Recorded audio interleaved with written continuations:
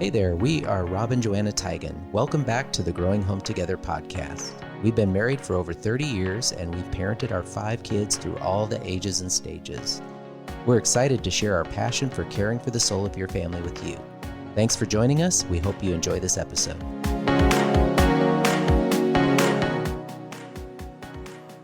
Hi, friends, and thank you for joining us for the Growing Home Together podcast.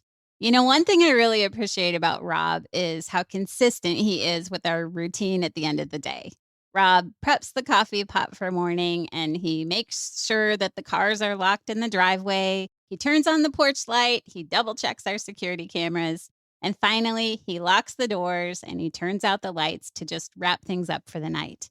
So every day I can go to bed with a sense of peace that we've taken the steps to stay safe and secure.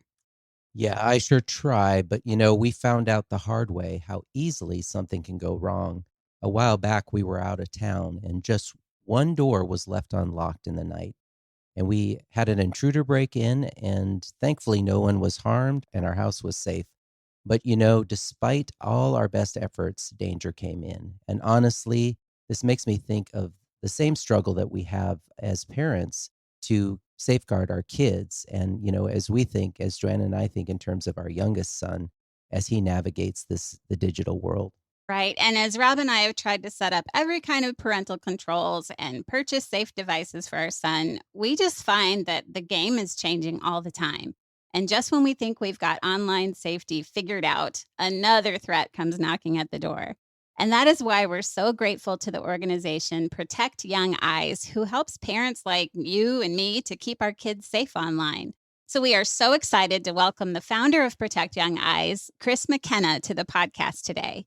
And he is here to share some tips and tools to protect our kids from danger in the digital world. Thank you so much for coming to the show, Chris. My pleasure, Rob and Joanna. This is going to be great. And yes, there's so much to talk about, isn't there? There is. There sure is. Yeah. Thanks for joining us, Chris. Before we get started, could you tell us a little bit about your family and what got you passionate about helping families navigate technology in their home?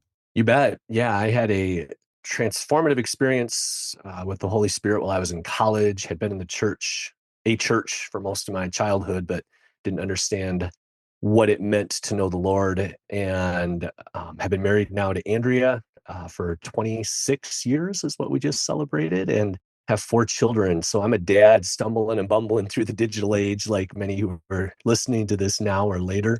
My kids are getting older. So my daughter is 20, almost 21. And then I have 3 boys who are in grades 8, 9, and 10. My daughter's the only one that has any social media, although she recently decided to delete Snapchat because it was too distracting, right? So here's me living through some of these questions and having many of the same struggles, not always figuring it out, but I have over the years discovered that there are things that I think we can do as families persistently and consistently that can create layers of protection that can prevent, but also for stuff that slips through, detect so that we can get in front of it before it does a lot of harm. But I never really expected to be doing any of this. I'm a corporate guy. I was 12 years in business, worked for Ernst & Young in risk management, loved that job. The Lord called me into full-time ministry in 2009. So I went to a church here in Grand Rapids and ran student ministry for 7 years. And during that time, I watched the world put 100 million people and 100 million choices into the pockets of kids in the form of iPhones and other devices. And as a man who, as a child who was exposed to pornography and then the compulsive use of pornography as an adult who got through that through Christ and accountability and all kinds of grace, that I watched us put that monster in kids' pockets, it terrified me. And it wasn't because these were bad parents. They just simply didn't know. We all went through this phase of techno-optimism where everything was good. Technology was going to make life better. Steve Jobs told us it was going to be better. Everything was amazing. It was entertaining. And yet what came with that was all kinds of problems and temptations and a digital world that was actually designed for adults. And we gave it to our kids. We just simply didn't know any better. But that business hat of mine this is where the Lord, I think, prepared me for things I didn't know that were coming. That hat of see a problem, fix a problem that as a consultant I was trained to. That hat of see a risk, mitigate a risk that I was trained for many years on really has benefited this perspective on technology because we've introduced an inordinate amount of risk into the lives of all of our kids, whether they're young or old here. And I think it's our job to mitigate that as much as possible. And so that's the origin story of Protect Young Eyes, a small Facebook group that I started in 2015 with my parents at Cornerstone, where I was on staff at the time, and that led to a website. And now 2 years later, full time. I've only been full time and doing this for a couple of years now. I had a stint at Covenant Eyes, which is a company that I'm sure many of you listening to this are familiar with. After ministry, I went into digital marketing at Covenant Eyes because it was software I'd used for a number of years to break free from pornography. I love that company. But now for 2 years, I've run Protect Young Eyes full time with a team of 6 other presenters, travel the country, now the world. I'm heading to El Salvador in a couple of months to bring this message because it's not just a Michigan or a US, it is a global struggle that parents are having. Technology doesn't really care where you live, who you are. It just basically says, do you have a brain that wants things? I'll give it to you. And that's where I find parents need this help. So that's a lot of words for me, just kind of giving you a shape and context for how we got to today. A surprising but amazing spot I truly never expected to be in. That is amazing. That is just amazing. And I know that Rob and I are personally grateful for all that you've done through Protect Young Eyes because we use it weekly. It is just phenomenal. And, our son, our youngest of 5, is 15 now. And, Rob and I have been as Okay. diligent as we could try to be over the years to keep him safe online. So we've done things like keeping the video games and YouTube only on the main TV in the living room. And we decided to purchase a non-traditional phone that is just loaded with built-in protections for kids. And he only streams music or movies through our family accounts, and we keep screens out of the bedroom. I mean, all the things you hear, But despite all Right. this, there just always seems to be one more crack in the door that opens them up to online danger. So is it just me, or is it becoming more and more challenging to protect our kids in this area? It is becoming more and more challenging because more and more things are just simply connected to the internet. It's almost that simple. There's no such thing as just a music device. So many parents my age, kind of Gen X parents, are like, "Oh, just bring me back the iPad or the iPod Nano. I want my iPod again. I want to give my kids something they can just listen to music on, or maybe just take a picture with." But we don't have that. Why? Because the name of the game is engagement. And that means we have to connect people socially because we're relational beings created by a relational God. And harmony with each other is when we're best, and we're drawn to that. And so everything connected to the internet or digital always sort of evolves toward a social engagement tool. And so that's where we find ourselves. And that's what's so complicated about raising kids today. There used to be a pretty bright line and big wide spaces or physical distance or relational distance between the things that were helpful in my childhood versus the things that were hurtful. I'm sure you can relate to that, right? Hmm. The people you weren't supposed to hang out with were maybe far away, or it was hard to connect with them. The places you weren't supposed to be were physically far away, or it was difficult to get to them, or someone would notice and tell your mom or dad that you had done, right? There was all of these physical barriers or impediments that existed between not all of us, but many of us in our childhood. I sometimes joke that you needed a plan and a flow chart and this elaborate drawing if you were going to get away with anything, if you lived in a small central Michigan town like I did. Right. That's just not true anymore. Most of what is helpful for our children, whether it's a device for homework, whether it's a device to listen to music, whether it's an app that has their favorite show, almost all of those helpful parts of childhood bring with it, with enough effort, something that can do my child egregious harm. And that's a stressful spot to parent in. It's a stressful spot to be a kid in when you're constantly confronted with that kind of temptation.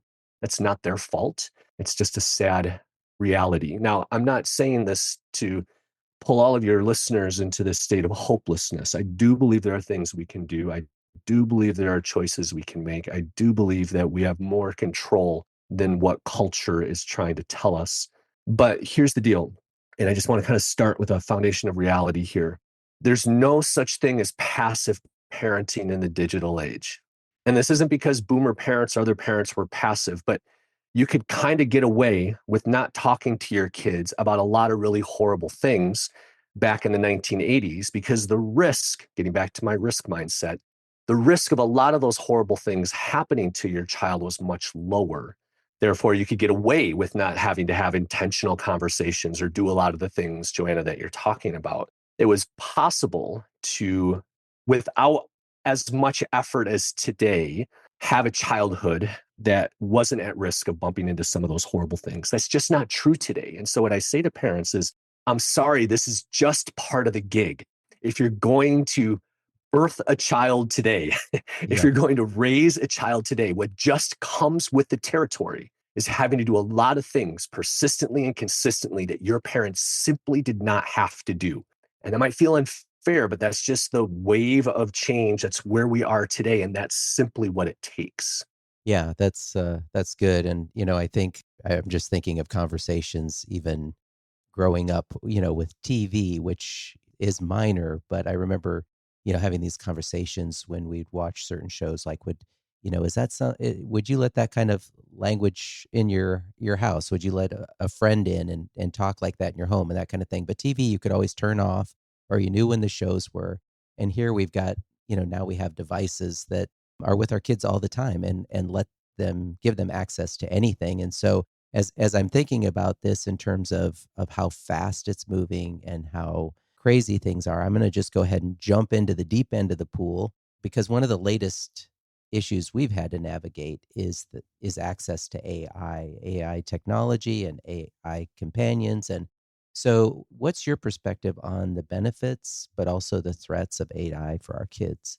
Wow, yeah, so many facets to that question because there are so many facets to AI. And I think right away that points toward what is often an understanding gap between parents and caregivers and their perceptions of what AI is. I think many parents are just sort of like catching up to the idea, oh yeah, AI, oh yeah, chat GPT, the thing I can type questions into that I can get quick answers for that will give me the best recipe because I have these random ingredients I don't know what to make tonight, or crafting this email. Okay, that is a true, that is AI, but that is about the most innocent version of AI, the most, the lowest power version of AI that exists. A give me knowledge, help me think, help me create. That's not what we're talking about here. Now, that form of AI exists for kids, and they're also using it in ways that is completely unhelpful. But I guess just right out of the gate, I mean, AI is sort of this hydra that it isn't just like one app, it's in most apps.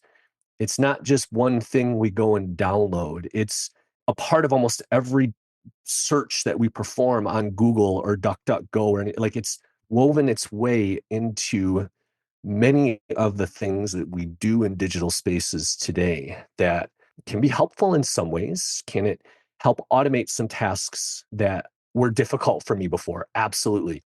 Can it come up with a design for something after I've given it some prompts and some concepts of my own that then I can take to a human designer to finish, but I wouldn't have been able to come up with even a rough concept before? Yes, it can do these kinds of things, but we have to be really, really careful with the slippery slope. Convenience is something we all desire. Our brain, just in life, we desire convenience, we desire comfort, we desire things that are easier, especially things that we don't like to do. And AI can automate many of those things. But most of what makes us grow, most of what makes us learn, most of what develops resilience, most of what helps a young human become a more emotionally sound older human happens through friction, happens through difficulty, happens through struggling and coming up with bad ideas that you bounce around with other people that become better ideas, or you set your bad idea aside and in a moment of quiet and inspiration while walking the dog, you're like, God, that is a great idea because you finally had a moment of peace to hear how he's leading. And then you can take that inspiration and make what idea you had even better. We start to eliminate all friction. We start to eliminate all of the wonder. We start to eliminate all of the wait for moments of inspiration and we give it to a machine. I think we start to erode what is human. We start to erode our young people's abilities to know the value of human to human interaction because AI promises something much more sinister than social media ever promised us. We're just now finally waking up to what social media did. Social media promised us better connection with everyone. And that was its problem, is because you were connected to everyone, you felt connected to no one. And so 1,000 friends still meant you didn't have anybody to hang out with. It was a promise that really left us feeling empty. The more sinister promise of AI is not a better connection with everybody, but a better connection with it. And unlike social media, it might just succeed. Yeah. It's not coming for our attention, it's coming for our affection. And AI girlfriends, which is a different manifestation of this, AI chatbots, which have been trained in large quantities of information and data to sound and emote and respond like a human being, to compliment you all day long, right? It's coming for our affection, and it's really very good at it. And that's the problem. It's coming after during this most unique developmental time. There's never another time in sort of our human development than during adolescence that we feel a stronger need to connect with other human beings. That's what makes parents feel like they're dorks around their kid. They don't want us, they want connection with others like them. They're searching for the answer to the question of, am I loved? Where do I belong? Who's my tribe? And these are the questions of every young person's heart, that in a time where I want them pointed toward fewer people who actually care about them, we have given them access to 10,000 people, or now a couple of bots, who answer those questions perfectly. And that's the problem. I've rambled a bit there in a lot of different directions, but I'm trying to open us up to this broader understanding as to what AI is, the broader problems that it's bringing into childhood, and for us to start to like truly believe that none of it is appropriate for children. Mhm. None of it. Yeah, and, to your point of just having to be very intentional and engaged in our parenting these days, I mean, kinda like you were saying, AI just came on the scene and, I'm just figuring this out and thinking, "Oh, this is cool. It can help me outline this and outline that and come up with a great tagline for this." Meanwhile, I read fairly recently an article that said that kids creating AI characters and, as you were saying, engaging with them as a girlfriend or a boyfriend or a companion is like the latest new thing for kids this age, and the percentages and how fast it's growing was just Right. felt overwhelming, and so Staggering. here Yeah. I'm still in my old age, I'm still trying to get caught up on how to use it, and kids are way beyond us, and they're without really knowing it, they're stepping into the dangers of it and navigating it far more than I know how to utilize it. And so, yeah, it gets challenging to be a step ahead of your kid and help them know how to navigate it when, we're still back here and they're so far ahead of us.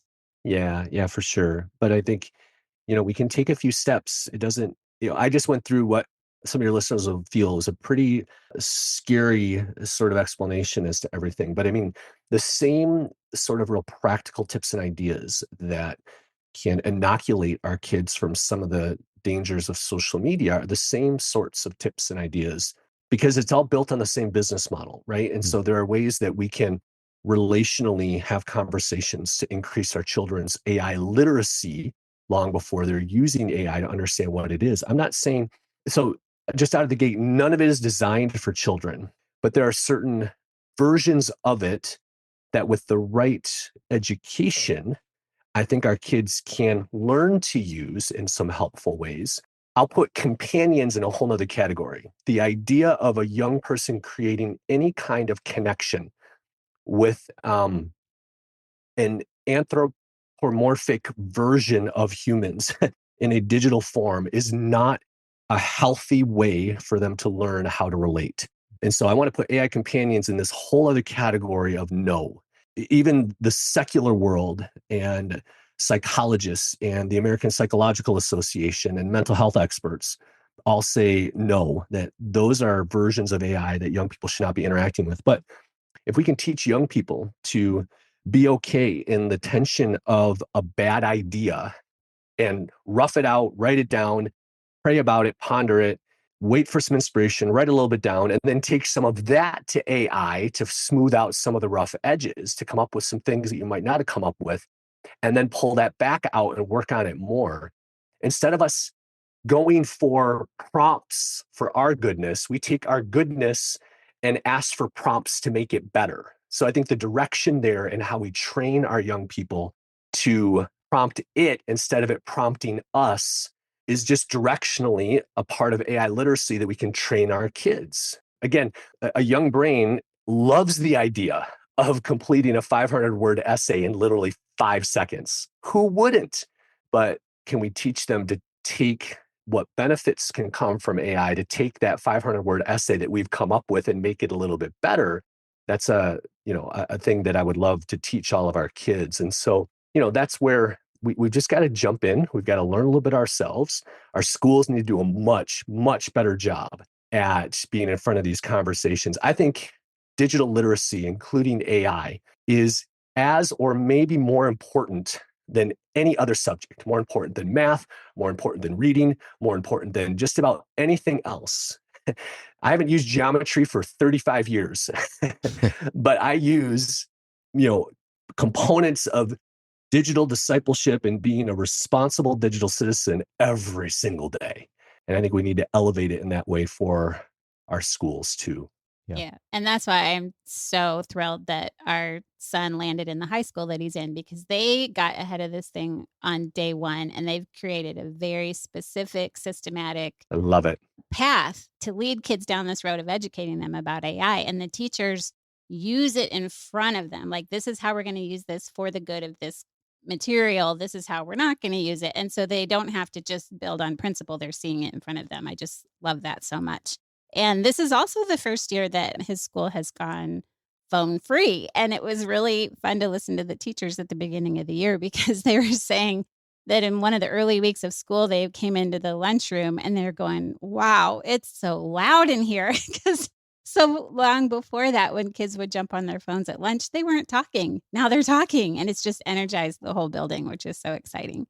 I've heard that from many schools that, hey, Really? it's loud again when they enact that, put the personal devices away. The cafeteria is noisy again. Kids are talking again, right? This is a beautiful Yeah. thing. So I Yeah. love that. I do too. And when they said, phones are put away for the day, they really mean it, which is great. But, that doesn't mean that most of his friends don't have a phone that they do use outside of school, because they're connecting with each other, or they're watching videos, playing games, whatever. And so that does leave us as parents with that question: when is it the right time to get our kids a phone? And how do we begin to sift out which device to purchase? What's your take on that?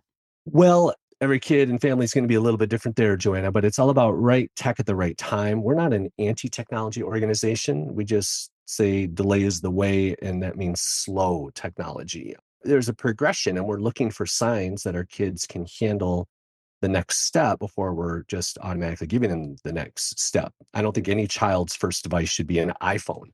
We don't have we don't have an iPad that belongs to a child. No child owns any of their digital devices. Maybe we have something for family that is shared and the child gets to use, right? So they're just kind of mindsets that I want present in every home. In terms of what that looks like as far as a device progression, I mean, there's all kinds of options that we have now that my daughter, who's almost 21, we didn't have when she was going through those tween and teen years. Devices that are actually made for kids, watches that can help us still know kind of where they are without having, the internet in their pocket. Because, that's what's so tough today is I get the let's kids play outside, and we promote that all the time. We got to get back to the play-based childhood. But what's different about, childhood today is you send kids out to play and their 8-year-old friend has an iPhone. Well, when I went out to play with my 8-year-old friends, they didn't have Pornhub in their pocket. Like, that's different today. So Mhm. we need kids to have tech that's appropriate for them. We finally, have that, whether it's the Bark Watch or the Gab Watch. And there's a lot of other great companies that are actually making tech for kids today. And we've profiled, many of them and recommend some on our website that we've used. I've tried a lot of things on my own guinea pig kids, right? What's worked and what hasn't. My son who's in 8th grade, my 14-year-old, he has a Bark phone right now, which gives me all kinds of insights. I can see who he's talking to. I get alerts. It's kind of funny. We're not anti-video game. We control and monitor, and I play some games. I'm aware of what's being used. We don't have an Xbox or a PlayStation, but we have a Switch and play a few other video games. And because he and his friends they like video games and play some together, some of the language and what's happening in a certain scene, whether it's a fight or some kind of weapon, triggers these alerts in Bark. And so I'm getting these alerts all the time as if my son is planning to, take over the world or something. And so it's working, it's doing its job, as he's texting his friends because he doesn't have social media. My 15-year-old doesn't have social media. So it just sort of depends, right kid, right tech, right time. You got to know your kids, what they're ready for. We're a fan of preparing our kids to use technology. We promote the idea of sort of fail small. We don't bubble wrap our kids from technology. We keep them away from the most egregious forms, like you talked about, AI companions and those kinds of things. And we have filters in place, whether you're 4, 14, or 40. None of us needs to see some things, but I do want to show them how to use it responsibly. And so put enough boundaries up that if something were to slip through or they were to approach one of those gates, that I would know about it, right? So I'm using different layers of protection. If they were to stumble, that they know what that means, how do they approach us, the grace and understanding and the soft place that means they land when that happens, right? Because I want them to learn how to fail a little bit with us around them so they know how to handle those situations. Yeah, that makes a lot of sense. And we're right there with you. Love the Bark phone. That's new to us this year. And it has Good. just been tremendously helpful. Yeah. So we're right in there with you. Thank you. That's helpful. If I think about some of my hardest days as a mom, it's when I accidentally let a child be exposed to adult content. So it was really only recently that I clued in. I think I'm late to the party. On the podcast category on Spotify. And this kills me because we're sitting here on our own Oh, yeah. podcast. And I didn't know how Yeah. it can expose kids to all kinds of videos that aren't really podcasts at all. And so that was one of those fails for my son and for me, that we had to navigate. And sometimes that work to keep him safe can just feel overwhelming. Like, man, I was doing my best, and this still happened. And you kind of alluded to it. You can just want to throw all the devices out the window. So, what would you tell that parent who is overwhelmed or just feels in over their head and they do just want to pull the plug on all the technology? Well, if we're dealing with children that are slightly older, kind of tween or maybe early teen, boy, there's a lot to that question because, parents typically fall into one of three categories. Either they're in a position where they can delay, and so I want to encourage them to continue to delay because it's worth the effort. Or they're in a position where they're in the middle of a horrible crisis. They realize they've made a mistake and they need to just pull it all back, kind of turn the plane around. That's also reality. Or there are parents who are kind of in the middle. They're like, Chris, I'm not going to take it away. So how do we kind of manage it where we've said yes, but we don't want horrible things to happen to our kids? So, we have tips and ideas for all three of those. But for the parent who just generally feels overwhelmed by it all, most of what we talk about, Joanna, falls into two big categories. There are relational things that we can do, and there are technical things that we can do. Relationally, I'm a big fan of saying to our children, especially if they're at an age where they understand what this means, you know what? All of this really kind of stresses me out. Do you kind of notice that in me every once in a while, amazing son or my daughter of mine, that this is really stressful for me. I don't like being the internet police, and I'm not very good at it. And I'm sure that you don't like me doing that either. And just sort of laying out the realities. Sometimes I'll have parents come up to me after our parent talks and they'll say to me, Chris, how do I talk to my kid about this, this, and this, and this? And how do I do that? And I'll let them finish and I'll look at them and I'll say, have you said all those exact same things to your child? Like, do they know all the things that you're afraid of? Do they know all the things that you're struggling with? Because number one, it might not be as bad as you think. The fears and the stories that you're telling yourself about all these things might not be as bad as you think. Number two, they might be able to help with some of it.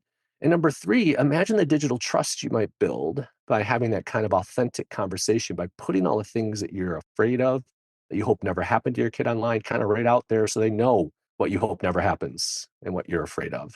Those are really important conversations for us to have with our kids. Those are relational ways that we can build digital trust with our children. Technically, there are basic things that I think always need to be in place. We always need to have a router that has filters on it.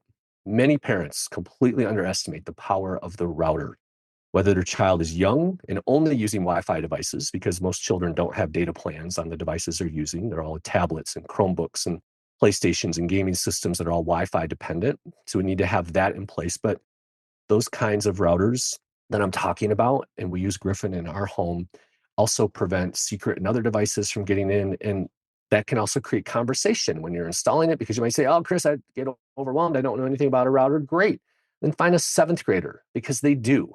And they can help you install this thing. And you Yeah, can create that's digital about it. trust by Yes. having a conversation about why this is necessary. And when they walk away, change the password. But I just think that there are just a couple of simple things that we need to do persistently and consistently, that on both sides of that relational and technical equation. And those are the kinds of things that start to mitigate risk to a spot. There's always a little bit more that we can do, but I think we need to get just a couple of things right to get, if I use a football analogy here, to get into the red zone of goodness, right? Get 80% of the risk taken care of. So there's only 20% or 20 yards left. I think those are a couple of things that we can do.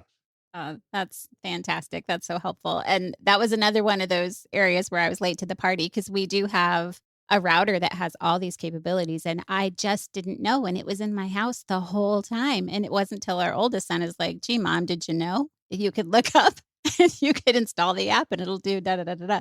And it has brought so much peace of mind. And we didn't have to go buy anything. I just had to learn how to use what I already had. So go figure. Yeah, for sure. So the research has proven that the majority of kids are going to be exposed to pornography at some point in their childhood, and when that happens, it's a scary thing for parents and shocking. And so, what are some steps that parents can take, or the first steps they should take when they realize their child has encountered pornography? Yeah, I mean, I think we need to receive them in the same way that we need to receive them in a way that if it were to happen again, your child would still come back to tell you, right? So our face, our tone, everything about us has to communicate, like, has to scream at them in the most loving way possible. What just happened to you is not your fault, Mm. because I want them to come back every time.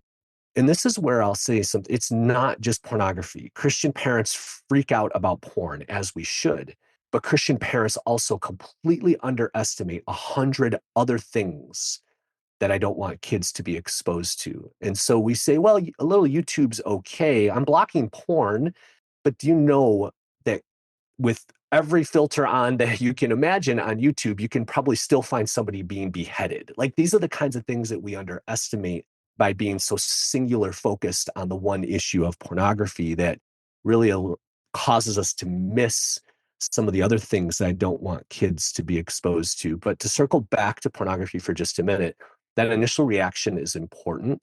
And it's this idea, kind of the John chapter 1 of grace and truth, right? How Christ is described as this perfect balance. And I think that order is really important, right? To grace, let's make sure they know that they're still loved. There's nothing they could look at online that would harm our relationship with them, but we're going to take it away. But there's going to be some boundaries, because what kind of parent would I be if I let that snake that just bit you stay in your life? So it's grace and then truth. Consequences are fine, but they first need to know that it probably wasn't their fault. I'm sorry I let that happen. I'm sorry that that slipped through, but there's nothing that could happen or slip through that would change the way that I love you, that I feel about you. And we're going to get through this. Those are mindsets that I just think are really, really important. And that comes back to making a list of all the horrible things that we hope never happen to our kids. And we need to practice how we're going to respond to these. We need to know how our face is going to look. So you look in a mirror and you kind of say these things out loud, and you practice them just like you would anything important that you're presenting at work or anything like that. And so those are some real just practical things that we need to do, in addition to making sure that the technical things like filters and access are also taken care of, so that those sorts of things don't have the risk of slipping through in the first place. Maybe it's something that you can include in the show notes for this, but we have a guide for, it's exactly that title, What to Do When My Kid is Looking at Porn. And it goes through kind of some of these steps. And relational things we can say, kind of some talking points and some scripts, but also some of the things that technically we need to have locked down after this has happened so that we can make sure our kid, knows what the boundaries are and that we know how to best protect them going forward. That's great. Yeah. Since our son came into our life through adoption, Joanna and I are a little older than some of his friends' parents. And so, we feel like we are on the tough end of the technology world. It's moving faster than we are. We're getting slower and slower in our old Mhm. age. but I'm that's with what you. that's what we love about Protect Young Eyes is that you give us the help we need in the real time as parents with the questions on how to, safeguard our home, safeguard our kids, and all these things. So, can you tell us a little bit more about the membership services you offer, and the help people can get through what you offer? Sure. Yeah, there's different levels. If you are fairly self-confident and think self-help is all that's needed, our website, I'm told all the time I give way too much away. So our website has guides for setting up all the devices in your home, how to set up the parental controls, what software works, what phones we recommend, the apps that kids use, how to understand them, do they have any parental controls? All that's for free just on our website, protectyoungeyes.com. If you need a little bit more assistance because that all is just too much, you don't know where to begin, we have a part of a tech support community called The Table, so to speak. Abby from my team, she's my community care lead. So she is the one taking care of the table and the individuals in there who just have extra questions, want to bounce ideas off of other like minded parents from all over the world just to get their perspective on things. That's $12 a month. After 7 days, you can go in and check it out for a week, see if it's something that adds value for you. And then for $12 a month, you can get all the tech support or bounce ideas around as much as you want. And there's a lot of free resources in there too.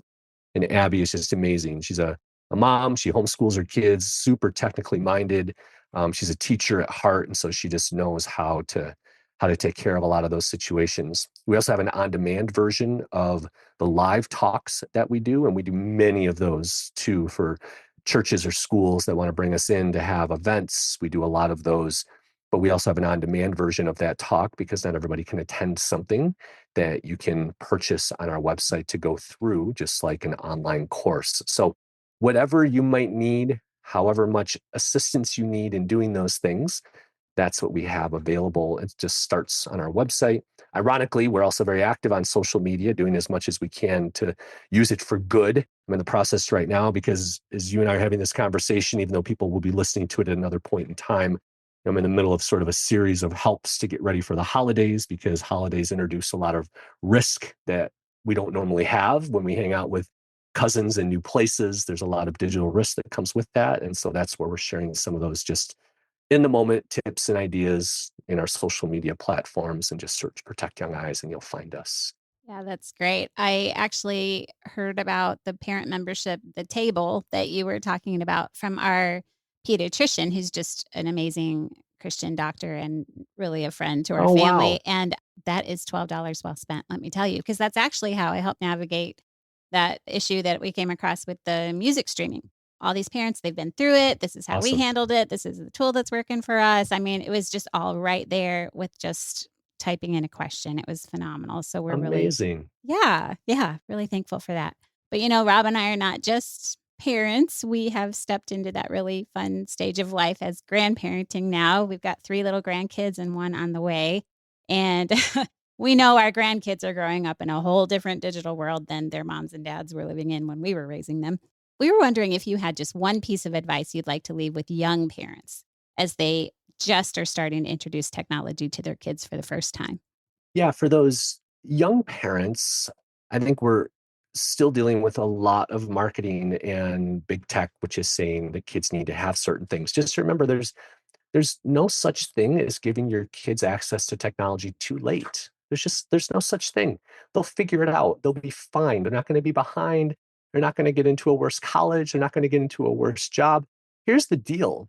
All of that marketing, whether it's you need to give your kid an iPad or you need to get your kid onto ABC Mouse or all these things, none of that technology is even going to be around when they're going to college or going off to, get a new job or something. It's going to be totally different. And so don't believe the lie.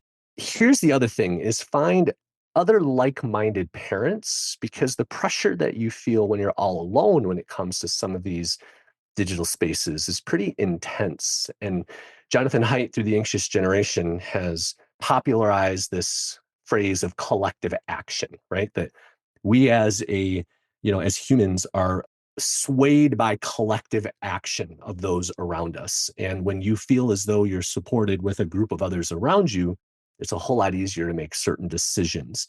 He often uses the illustration of the Berlin Wall, where it was like all it took for that to come down was for like one person and one piece of concrete fall. They were all like, well, this is stupid, tear the thing down. And then it was gone. You know what I mean? It just, this collective action of us coming together can make significant change. And so, yeah, find those other families. And what I'm finding is it used to be that everybody kind of gave all their kids technology, and there were a few outliers. There were a few weird people like me that were saying, okay, this is ridiculous. But now what I'm finding is there are two growing but very separate camps. There are those who still just kind of give it, but there's this very rapidly growing camp of no. Gen Z, young millennial parents who are like, my parents screwed me up with this stuff. I am never going to give my kids technology. They are not Yeah. getting social media until they get married, kind of Sure. stuff. And that's okay. And so find those groups. That's why, coming together with others at your school and making classrooms of parents of young kids that are signing pacts and agreements together, all that's really productive so that your kid isn't the only one. That's good. Yeah, I know we've talked today about how as parents we can experience that overwhelm or feeling unequipped or whatever. And I tell you, I know that we serve a God who is faithful and who is present, and he promises to give us what we need as we're raising our kids. And Rob and I have had so many times when we've prayed specifically about a digital concern, and God has given us answers within 24 hours. He is in this with us. So we were just hoping that you would pray for our listeners who just today sincerely want to honor the Lord and care for their kids as they're engaging with technology. Would you pray for them? I would love to. Heavenly Father, we humbly come to you, knowing you're not surprised by the technology that is present with us today.